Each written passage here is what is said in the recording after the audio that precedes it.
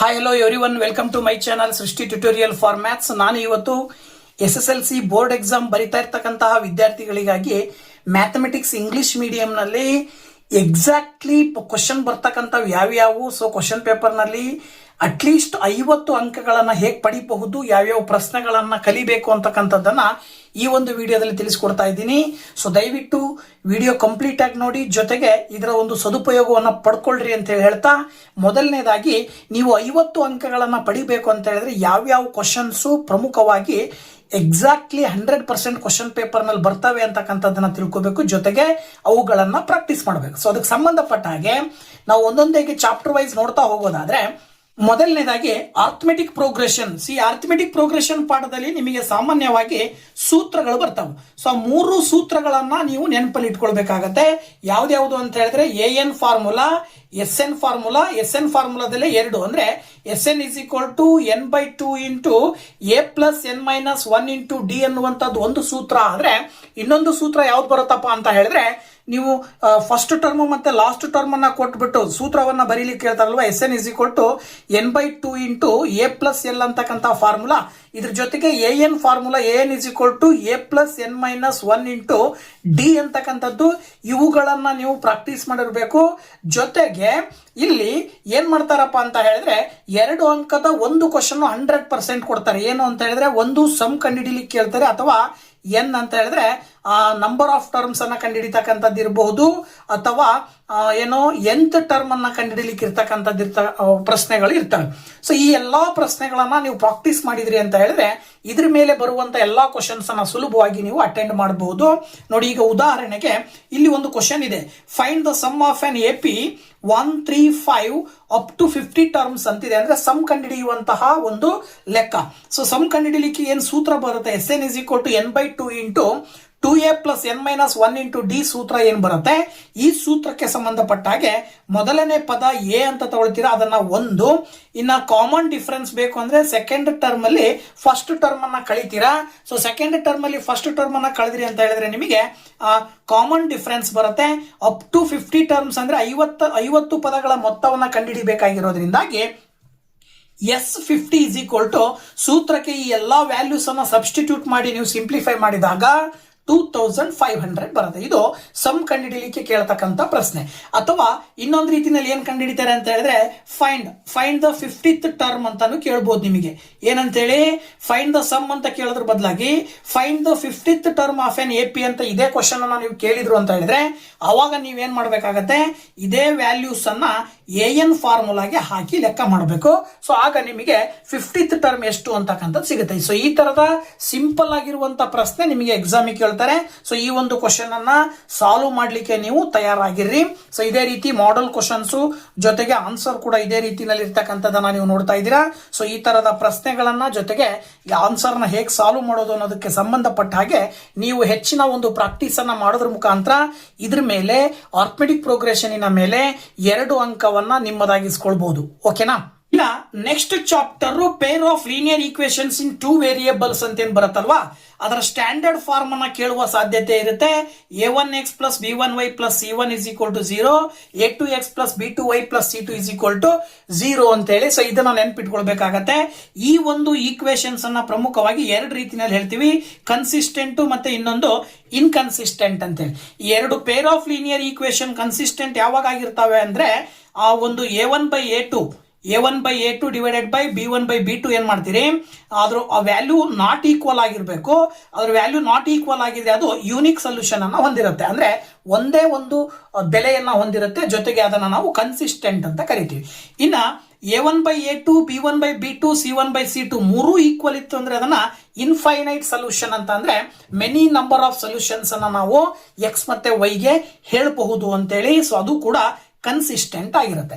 ಇನ್ನು ಇನ್ಕನ್ಸಿಸ್ಟೆಂಟ್ ಅಂತ ಹೇಳಿದ್ರೆ, ಅಲ್ಲಿ A1/A2, B1/B2 ಸಮ ಇದ್ದು C1/C2 ಮಾತ್ರ ಬೇರೆ ಇತ್ತು ಅಂತ ಹೇಳಿದ್ರೆ, ಅವಾಗ ಅದು ಏನಾಗಿರುತ್ತೆ ಅಂದ್ರೆ ಲೈನ್ಸ್ ಪ್ಯಾರಲಲ್ ಆಗಿರ್ತವೆ. ಈ ರೀತಿ ಲೈನ್ ಪ್ಯಾರಲಲ್ ಆಗಿತ್ತು ಅಂತ ಹೇಳಿದ್ರೆ ಏನಾಗಿರುತ್ತೆ, equation represents parallel disjoint lines ಆಗಿರೋದ್ರಿಂದಾಗಿ ಏನಾಗುತ್ತೆ ಅಂದ್ರೆ ನೋ ಸೊಲ್ಯೂಷನ್ ಅಂತ ಹೇಳಿ ನೀವು ಹೇಳ್ತೀರಾ. ಸೊ ಇದಿಷ್ಟನ್ನ ನೀವು ನೆನ್ಪಿಟ್ಕೊಂಡ್ರಿ ಅಂದ್ರೆ ಇದ್ರ ಮೇಲೆ ಒಂದು ಅಂಕದ ಒಂದು ಕ್ವಶನ್ 100% ಇರುತ್ತೆ. ಸೊ ಆ ಒಂದು ಅಂಕದ ಒಂದು ಕ್ವಶನ್ಗೆ ನೀವು ತಯಾರಾಗಬೇಕಾಗತ್ತೆ. ಓಕೆನಾ? ಇನ್ನು ಇದೇ pair of linear equations in 2 variables chapter ಅಲ್ಲಿ ನಿಮಗೆ ಎಲಿಮಿನೇಷನ್ ಮೆಥಡ್ ಅಲ್ಲಿ ಎಕ್ಸ್ ಮತ್ತೆ ವೈ ಬೆಲೆಯನ್ನ ಕಂಡುಹಿಡಿತಕ್ಕಂಥದ್ದು ಒಂದು ಕ್ವಶನ್ 2 ಅಂಕಕ್ಕೆ 100% ಇರುತ್ತೆ. ಸೊ ಕೊಟ್ಟಿರುವ 2 ಈಕ್ವೇಶನ್ಸ್ ಗಳನ್ನ 1 ಮತ್ತೆ 2 ಅಂತ ತಗೊಂಡು 2 ಈಕ್ವೇಶನ್ಸ್ ಗಳನ್ನ ಅಬ್ಸರ್ವ್ ಮಾಡಿದಾಗ ನಿಮಗೆ ಆಕ್ಚುಯಲ್ ಆಗಿ ಇಲ್ಲಿ ನೀವು ಡೈರೆಕ್ಟ್ ಆಗಿ ಮಾಡಬಹುದು. ನೋಡಿ, ಇಲ್ಲಿ ಪ್ಲಸ್ ವೈ ಇದೆ, ಮೈನಸ್ ವೈ ಇದೆ. ಈ ವೈಗ ಕೊಯಿಫಿಸಿಯೆಂಟ್ ಸಿಮಿಲರ್ ಆಗಿರೋದ್ರಿಂದಾಗಿ, ಚಿಹ್ನೆ ಬೇರೆ ಬೇರೆ ಇರೋದ್ರಿಂದಾಗಿ ನೀವು ಈ 2 ಈಕ್ವೇಶನ್ ಗಳನ್ನ ಕೂಡಬೇಕಾಗತ್ತೆ. ನೋಡಿ, ಇಲ್ಲಿ X plus Y is equal to 5, 2x minus Y is equal to 4 ಅಂತ ಬರ್ಕೊಂಡು ಡೈರೆಕ್ಟ್ ಆಗಿ ನೀವು ಇಲ್ಲಿ ಕೂಡಿದ್ರಿ ಅಂತ ಹೇಳಿದ್ರೆ 2ಕ್ಕೆ 1 ಕೂಡಿದ್ರೆ 3x ಬರುತ್ತೆ, 5ಕ್ಕೆ 4 ಕೂಡಿದ್ರೆ 9 ಅಂತ ಬರೀತೀರಾ. 3ರಿಂದ 9 ಭಾಗಾಕಾರ ಮಾಡಿದ್ರೆ ಎಕ್ಸ್ ನ ಬೆಲೆ 3 ಬರುತ್ತೆ. ಸೊ ಎಕ್ಸ್ ನ ಬೆಲೆ 3 ಬರ್ತಾ ಇದೆ. ಈ ಎಕ್ಸ್ ನ ಬೆಲೆಯನ್ನ ಮೊದಲನೇ ಈಕ್ವೇಶನ್ ಗೆ ನೀವು ಸಬ್ಸ್ಟಿಟ್ಯೂಟ್ ಮಾಡಿದ್ರಿ ಅಂತ ಹೇಳಿದ್ರೆ ವೈ ನ ಬೆಲೆ ಏನು ಬರುತ್ತೆ? 2 ಬರುತ್ತೆ. ಸೊ ಈ ರೀತಿನಲ್ಲಿ ನೀವು ಈಕ್ವೇಶನ್ ಅನ್ನ ಸಾಲ್ವ್ ಮಾಡಬೇಕು. Elimination method. ಯಾವ ಮೆಥಡ್? ಎಲಿಮಿನೇಷನ್ ಮೆಥಡ್ ಅಲ್ಲಿ ಒಂದು ಕ್ವಶನ್ 100% ಇರುತ್ತೆ. ಸೊ ಆ ಒಂದು ಕ್ವಶನ್ ಅನ್ನ ಸಾಲ್ವ್ ಮಾಡ್ಲಿಕ್ಕೆ ನೀವು ತಯಾರಾಗಿರ್ರಿ. ಹಾಗೆ ನೆಕ್ಸ್ಟ್ ಪ್ರಾಬೆಬಿಲಿಟಿ ನಲ್ಲಿ ನಿಮಗೆ ಸೂತ್ರಗಳು ಬರ್ತವೆ. ಏನಪ್ಪಾ ಅಂತ ಹೇಳಿದ್ರೆ P of E is equal to N of E divided by N of S ಅಂತಕ್ಕಂಥ ಸೂತ್ರವನ್ನ ನೆನ್ಪಿಟ್ಕೊಂಡಿರ್ಬೇಕು. ಜೊತೆಗೆ P of E plus P of E dash is equal to 1 ಅಂತಕ್ಕಂಥ ಸೂತ್ರವನ್ನ ನೆನ್ಪಿಟ್ಕೊಂಡಿರ್ಬೇಕು. ಆಮೇಲೆ ಶ್ಯೂರ್ ಇವೆಂಟಿನ ವ್ಯಾಲ್ಯೂ 1 ಇರುತ್ತೆ ಅನ್ನೋದನ್ನ ನೆನ್ಪಿಟ್ಕೊಂಡಿರ್ಬೇಕು. ಜೊತೆಗೆ ಇಂಪಾಸಿಬಲ್ ಇವೆಂಟ್ ಅಂತ ಬರುತ್ತೆ. ಇಂಪಾಸಿಬಲ್ ಇವೆಂಟಿನ ವ್ಯಾಲ್ಯೂ 0 ಇರುತ್ತೆ ಅಂತ ಹೇಳಿ. ಸೊ ಈ ಪಾಯಿಂಟ್ಸ್ ಗಳನ್ನ ನೆನ್ಪಿಟ್ಕೊಳ್ಳೋದ್ರ ಜೊತೆಗೆ 2 ಅಥವಾ 3 ಅಂಕಕ್ಕೆ ಒಂದು ಕ್ವಶನ್ ಈ ಒಂದು ಸೂತ್ರವನ್ನ ಬಳಸ್ಕೊಂಡು ಸಾಲ್ವ್ ಮಾಡ್ಲಿಕ್ಕೆ ಕ್ವಶನ್ ಇರುತ್ತೆ. ಈ ರೀತಿನಲ್ಲಿ ಇರುತ್ತೆ. ಒಂದು ಎಕ್ಸಾಂಪಲ್ ಅನ್ನ ಇಲ್ಲಿ ನೋಡೋದಾದ್ರೆ, cards marked with number 3, 4, 5 up to 50 are placed in a box and mixed thoroughly. A card is drawn at random from the box.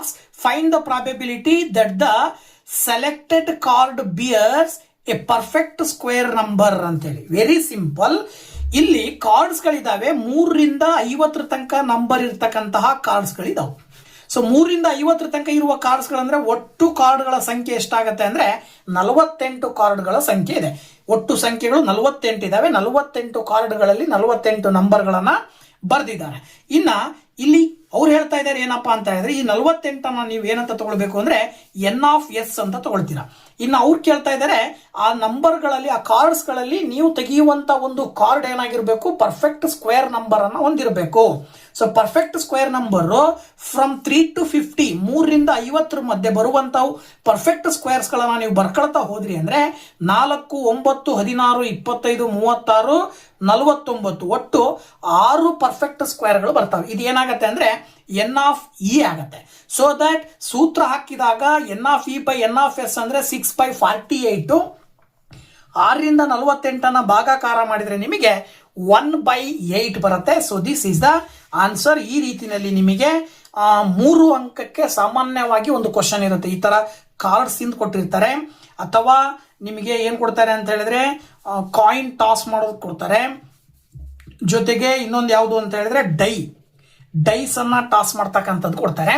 ಈ ಒಂದು ಕಾಯಿನು, ಡೈಸು, ಆಮೇಲೆ ಕಾರ್ಡ್ಸು ಇವುಗಳಿಗೆ ಸಂಬಂಧಪಟ್ಟಾಗೆ ನೀವು ನ್ಯಾಚುರಲ್ ನಂಬರು, ಈವನ್ ನಂಬರು, ಮತ್ತೆ add number, ಜೊತೆಗೆ ಮತ್ತೆ ಯಾವುದು ಅಂತ ಹೇಳಿದ್ರೆ ಸ್ಕ್ವೇರ್ ನಂಬರು, ಮತ್ತೆ ಪ್ರೈಮ್ ನಂಬರು, ಇವೆಲ್ಲವುಗಳನ್ನ ತಿಳ್ಕೊಂಡಿರ್ಬೇಕು. ನ್ಯಾಚುರಲ್ ನಂಬರ್ ಅಂದ್ರೆ ಯಾವು, ಪ್ರೈಮ್ ನಂಬರ್ ಅಂದ್ರೆ ಯಾವು, ಈವನ್ ನಂಬರ್ ಅಂದ್ರೆ ಯಾವು, ಆಡ್ ನಂಬರ್ ಅಂದ್ರೆ ಯಾವು, ಇವೆಲ್ಲವುಗಳನ್ನ ತಿಳ್ಕೊಂಡಿದ್ರೆ ಈ ಪ್ರಾಬೆಬಿಲಿಟಿ ಮೇಲೆ 3 ಅಂಕಕ್ಕೆ ಒಂದು ಕ್ವಶನ್ ಬರುತ್ತೆ. ಸುಲಭವಾಗಿ ಅಟೆಂಡ್ ಮಾಡಬಹುದು. ಜೊತೆಗೆ ಈ ಸೂತ್ರಗಳನ್ನ ಮತ್ತೆ ಈ ಒಂದು ನಿಯಮಗಳನ್ನ ತಿಳ್ಕೊಂಡಿದ್ರಿ ಅಂತ ಹೇಳಿದ್ರೆ ಅದ್ರ ಮೇಲೆ 1 ಅಂಕ ಬರುತ್ತೆ. ಒಟ್ಟು 4 ಅಂಕಗಳನ್ನ ಪ್ರಾಬೆಬಿಲಿಟಿ ಪಾಠದಿಂದ ಸುಲಭವಾಗಿ ನೀವು ತೆಗಿಬಹುದು. ಇನ್ನು ನೆಕ್ಸ್ಟ್ ರಿಯಲ್ ನಂಬರ್ಸ್ ಅಲ್ಲಿ ನಿಮಗೆ HCF, LCM ಸಂಬಂಧಪಟ್ಟಂಗೆ ಒಂದು ಕ್ವಶನ್ ಇರುತ್ತೆ.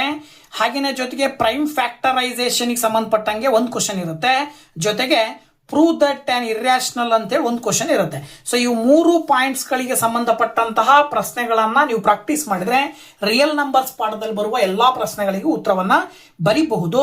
ನೋಡಿ ಇಲ್ಲಿ prove that √2 is on irrational ಅಂತ ಹೇಳಿ ಕೊಡ್ತಾರೆ. ಸೊ ಇದನ್ನ ಸಾಮಾನ್ಯವಾಗಿ 3 ಅಂಕಕ್ಕೆ ಅಂದ್ರೆ ಸಿಂಗಲ್ ಆಗಿರುವಂತ ಟರ್ಮ್ ಸರ್ಡ್ ಟರ್ಮ್ ಸಿಂಗಲ್ ಇದ್ರೆ ಅದನ್ನ 3 ಅಂಕಕ್ಕೆ ಕೇಳ್ತಾರೆ. 3 + √2 3 - √5 ಈ ತರದಿದ್ರು ನಿಮಗೆ ಇಲ್ಲಿ ಡಬಲ್ ಟರ್ಮ್ಸ್ ಇದಾವಲ್ವಾ, ಇದನ್ನ 2 ಅಂಕಕ್ಕೆ ಕೇಳ್ತಾರೆ, ಸುಲಭವಾಗಿ ಬರೀಬಹುದು.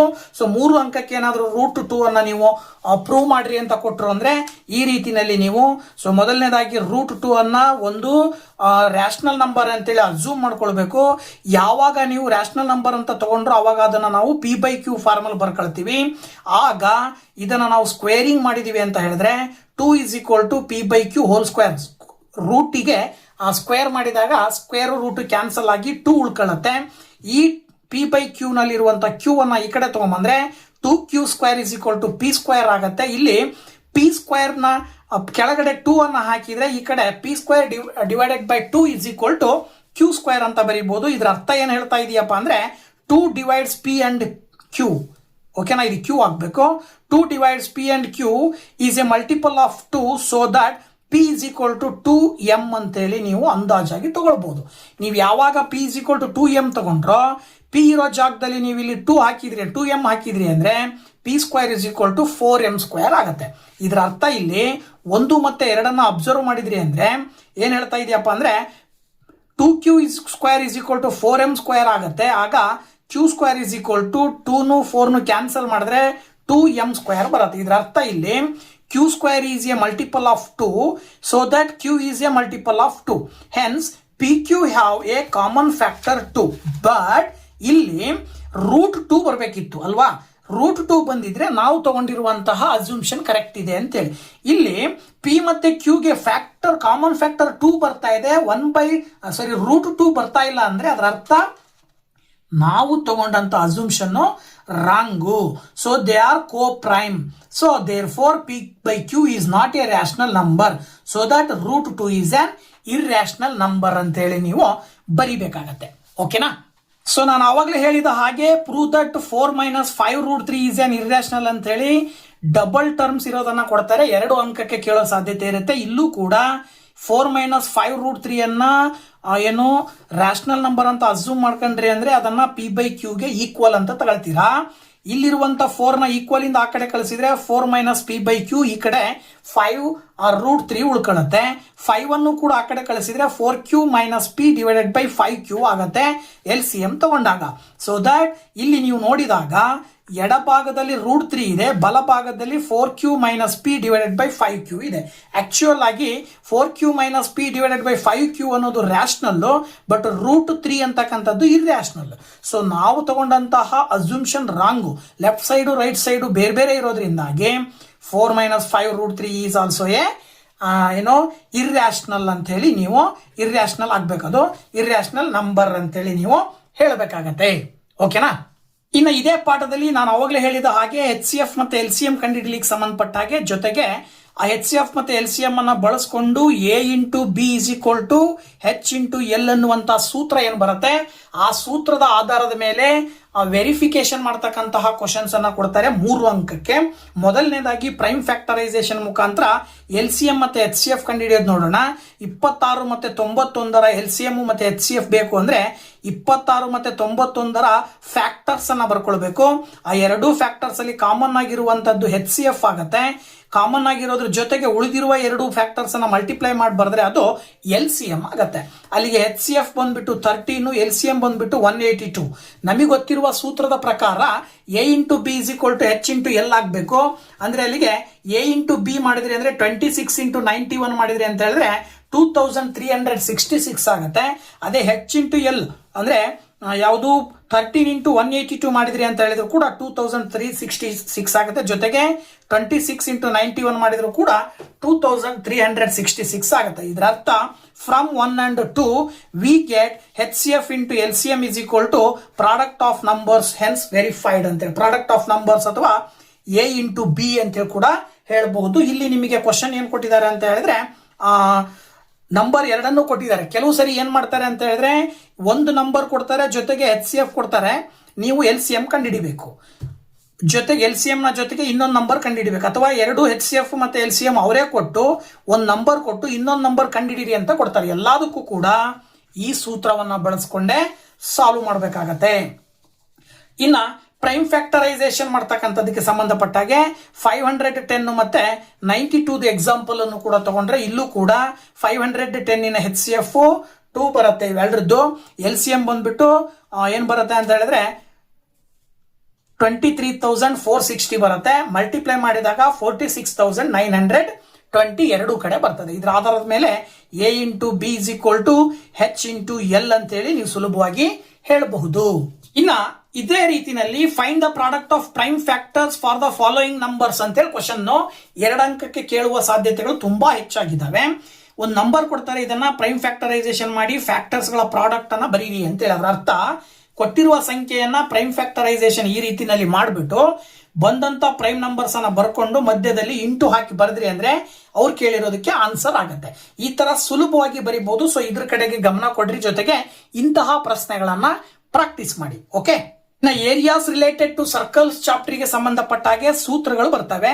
ಸೊ ಏರಿಯಾ ಸರ್ಕಲ್ ನ ಕಂಡುಹಿಡಿಯುವಂತ, ಸರ್ಕಲ್ ನ ಏರಿಯಾ ಕಂಡುಹಿಡಿಯುವಂತ ಸೂತ್ರ, ಪೆರಿಮೀಟರ್ ನ ಕಂಡುಹಿಡಿಯುವಂತ ಸೂತ್ರ, ರೇಡಿಯಸ್ ಅನ್ನ ಕಂಡುಹಿಡಿಯುವ ಸೂತ್ರ, ಆ ಜೊತೆಗೆ ಸೆಮಿ ಸರ್ಕಲ್ ನ ಏರಿಯಾ ಮತ್ತೆ ಸೆಮಿ ಸರ್ಕಲ್ ನ ಪೆರಿಮೀಟರ್, ಕ್ವಾಡ್ರೆಂಟ್ ನ ಏರಿಯಾ, ಕ್ವಾಡ್ರೆಂಟ್ ನ ಪೆರಿಮೀಟರ್, ಆಮೇಲೆ ರಿಂಗ್ ಇದ್ರೆ ರಿಂಗಿನ ಏರಿಯಾ ಜೊತೆಗೆ ಅದರ ಪೆರಿಮೀಟರ್, ಅದರಲ್ಲಿ ಬರುವಂತ ರೇಡಿಯಸ್ ಅನ್ನ ಕಂಡುಹಿಡಿತಕ್ಕಂಥದ್ದು, ಸೆಕ್ಟರ್ ನ ಏರಿಯಾ ಜೊತೆಗೆ ಸೆಕ್ಟರ್ ನ ಪೆರಿಮೀಟರ್, ಹಾಗೇನೆ ಸೆಗ್ಮೆಂಟ್ ನ ಏರಿಯಾ, ಸೆಗ್ಮೆಂಟ್ ನ ಪೆರಿಮೀಟರ್, ಇವುಗಳನ್ನ ಕಂಡುಹಿಡಿಯಲಿಕ್ಕೆ ಸೂತ್ರಗಳು ಬರ್ತವೆ. ಸೊ ಈ ಸೂತ್ರಗಳನ್ನ ನೀವು ಪ್ರಾಕ್ಟೀಸ್ ಮಾಡಿದ್ರೆ ಮಿನಿಮಮ್ 1-2 ಅಂಕಗಳನ್ನ ನೀವು ಸುಲಭವಾಗಿ ತೆಗಿಬಹುದು. ಓಕೆನಾ? ಸೊ 2 ಅಂಕಗಳು ನಿಮಗೆ ಸುಲಭವಾಗಿ ಬರ್ತವೆ. ಇದ್ರ ಮೇಲೆ ಪ್ರಾಬ್ಲಮ್ಸ್ ಅನ್ನ ಕೇಳ್ತಾರೆ, ಇದೇ ಸೂತ್ರಗಳನ್ನ ಬಳಸಿ ಪ್ರಾಬ್ಲಮ್ಸ್ ಅನ್ನ ನೀವು ಪ್ರಾಕ್ಟೀಸ್ ಮಾಡಬೇಕಾಗತ್ತೆ. ಓಕೆನಾ?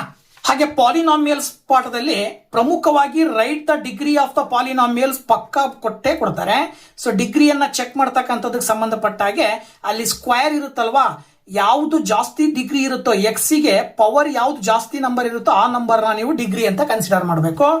ಇದು ಕ್ವಾಡ್ರಾಟಿಕ್ ಪಾಲಿನಾಮಿಯಲ್ ನ ಡಿಗ್ರಿ 2 ಬರುತ್ತೆ, ಕ್ಯೂಬಿಕ್ ಪಾಲಿನಾಮಿಯಲ್ ನ ಡಿಗ್ರಿ 3 ಬರುತ್ತೆ, ಲೀನಿಯರ್ ಪಾಲಿನಾಮಿಯಲ್ ನ ಡಿಗ್ರಿ 1 ಬರುತ್ತೆ. ಅಂದ್ರೆ ಹೈಯೆಸ್ಟ್ ಡಿಗ್ರಿ 3 ಇತ್ತು ಅಂದ್ರೆ ಡಿಗ್ರಿನೂ ಕೂಡ 3, ಪವರ್ 3 ಇತ್ತು ಅಂದ್ರೆ ಡಿಗ್ರಿನೂ 3, ಹಾಗೇನೆ ಪವರ್ 2 ಇತ್ತು ಅಂದ್ರೆ ಡಿಗ್ರಿ 2, ಪವರ್ 1 ಇತ್ತು ಅಂದ್ರೆ ಡಿಗ್ರಿ 1 ಅಂತ ಹೇಳಿ ಬರೀಬೇಕಾಗತ್ತೆ. ಓಕೆನಾ?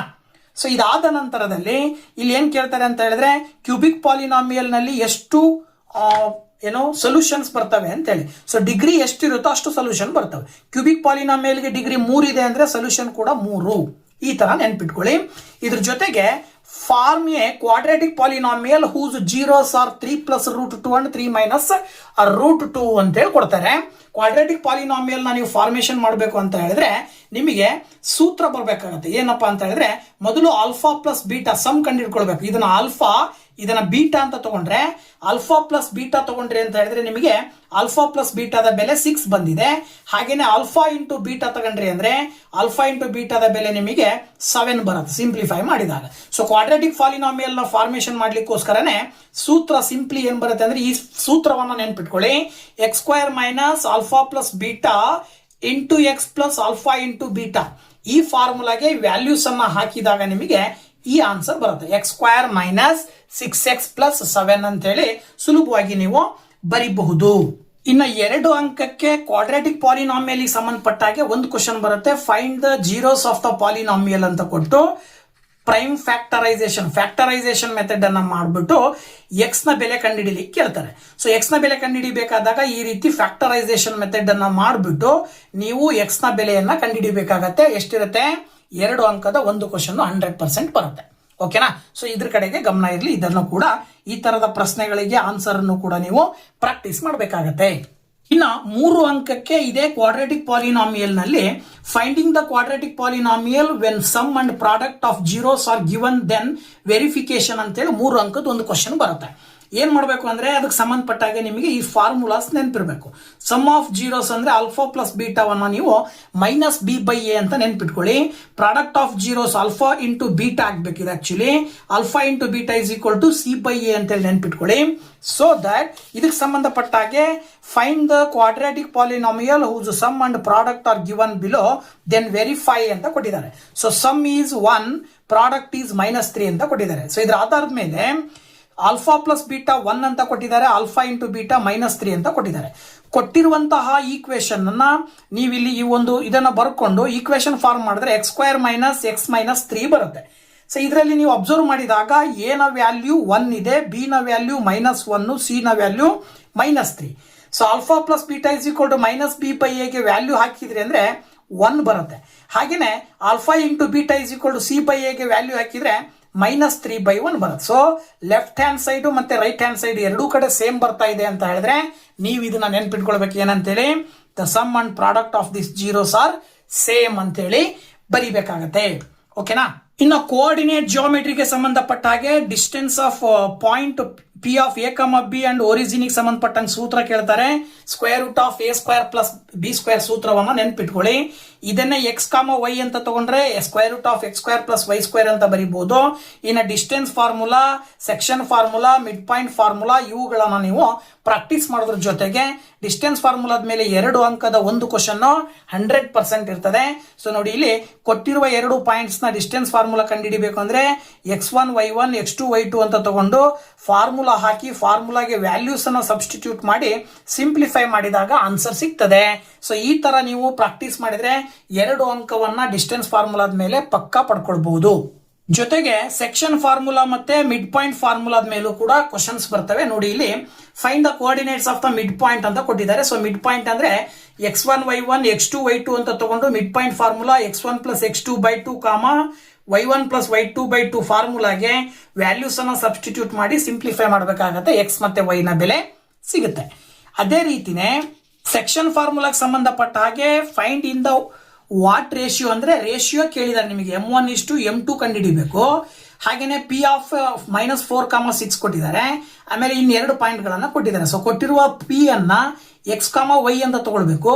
ಇದು x1 y1 x2 y2 ತಗೊಂಡು m1 into x2 plus m2 into x1 divided by m1 plus m2 m1 into y2 plus m2 into y1 divided by m1 plus m2 ಸೂತ್ರಕ್ಕೆ values ಅನ್ನ substitute ಮಾಡಿ m1 ಮತ್ತೆ m2 ನ ಬೆಲೆಯನ್ನ ಕಂಡುಹಿಡಿಬಹುದು. ಎಷ್ಟು ಬರುತ್ತೆ? m1 ಮತ್ತೆ m2 ನ ಬೆಲೆ 2:7 ಬರುತ್ತೆ. ಸೊ ಈ ರೀತಿಯಲ್ಲಿ ನೀವು ಪ್ರಾಬ್ಲಮ್ ಅನ್ನ ಸಾಲ್ವ್ ಮಾಡೋದ್ರ ಮುಖಾಂತರ ರೇಷಿಯೋವನ್ನ ಕಂಡುಹಿಡಿಬಹುದು.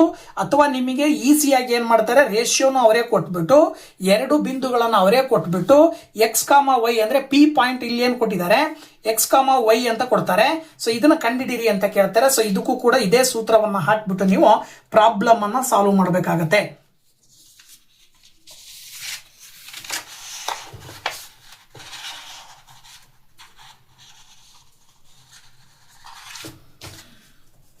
ಸೊ ಆ ರೀತಿ ರೇಷಿಯೋ ಕಂಡುಹಿಡಿಯಲಿಕ್ಕೆ ಇದು ಏನೋ x, y ಕಂಡುಹಿಡಿಯಲಿಕ್ಕೆ ಸಂಬಂಧಪಟ್ಟ ಹಾಗೆ ಇಲ್ಲೊಂದು ಕ್ವಶನ್ ಇದೆ. Find the coordinates of the point on the line segment joining the points a of -1, 7 and b of 4, -3 which divides AB internally in the ratio 2:3 ಅಂತ ಕೊಟ್ಟಿದ್ದಾರೆ.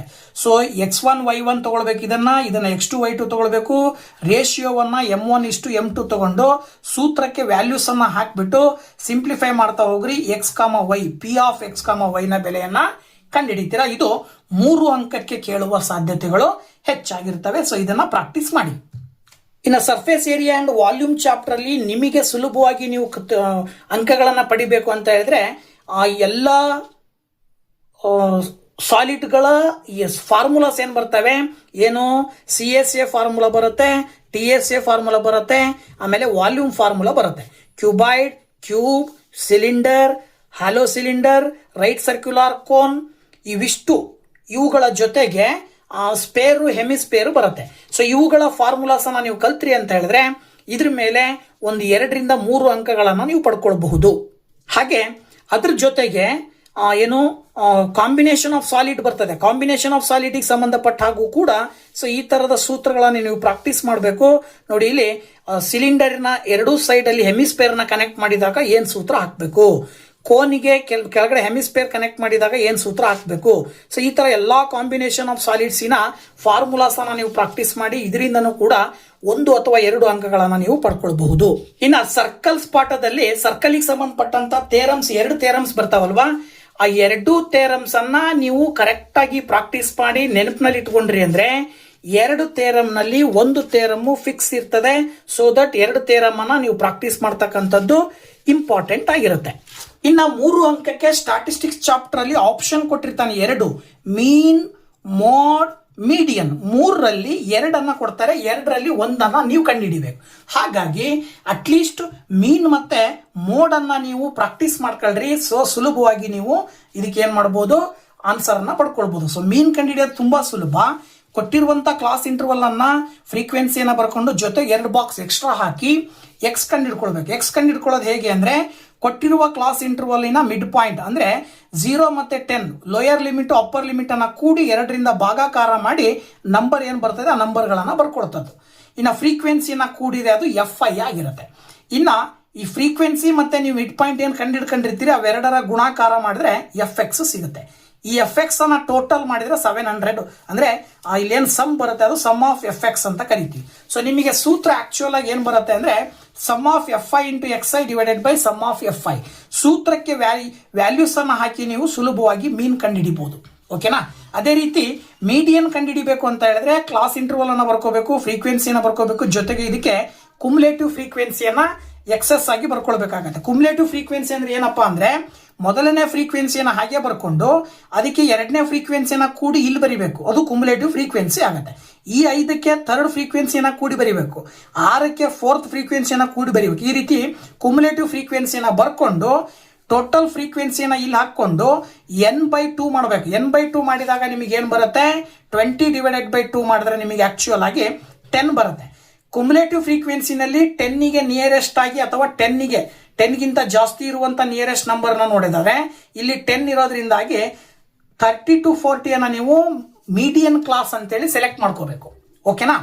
ನಂತರದಲ್ಲಿ ಮೀಡಿಯನ್ ಫಾರ್ಮುಲಾವನ್ನ ಹಾಕಿ ವ್ಯಾಲ್ಯೂಸ್ ಅನ್ನ ಸಬ್ಸ್ಟಿಟ್ಯೂಟ್ ಮಾಡಿದ್ರಿ ಅಂದ್ರೆ ಮೀಡಿಯನ್ ಸಿಗುತ್ತೆ. ಈ ರೀತಿಯಲ್ಲಿ ಮಾಡಬಹುದು. ಇದೇ ಕ್ವಶನ್ ಗೆ ಮೋಡ್ ಕಂಡುಹಿಡಿಬೇಕಂದ್ರೆ ಮೋಡ್ ಕಂಡುಹಿಡಿಯಲಿಕ್ಕೂ ಕೂಡ ಫಾರ್ಮುಲಾ ಬರುತ್ತೆ. ಈ ಫಾರ್ಮುಲಾವನ್ನ ನೆನ್ಪಿಟ್ಕೊಳ್ಳಿ. ಇಲ್ಲಿ ವೆರಿ ಸಿಂಪಲ್, ಕ್ಲಾಸ್ ಇಂಟರ್ವಲ್ ಮತ್ತೆ ಫ್ರೀಕ್ವೆನ್ಸಿನಲ್ಲಿ ಅಬ್ಸರ್ವ್ ಮಾಡಿಬಿಟ್ಟು ಹೈಯೆಸ್ಟ್ ಫ್ರೀಕ್ವೆನ್ಸಿ ಯಾವ್ದಿದೆಯೋ ಅದನ್ನ ನೀವು ಮಾಡೆಲ್ ಕ್ಲಾಸ್ ಅಂತ ತಗೊಳ್ತೀರಾ. ಇವು ಇಷ್ಟರಲ್ಲಿ ಹೈಯೆಸ್ಟ್ ಫ್ರೀಕ್ವೆನ್ಸಿ 7 ಇರೋದ್ರಿಂದ 40 to 50 ಏನಾಗುತ್ತೆ, ಮಾಡೆಲ್ ಕ್ಲಾಸ್ ಆಗುತ್ತೆ.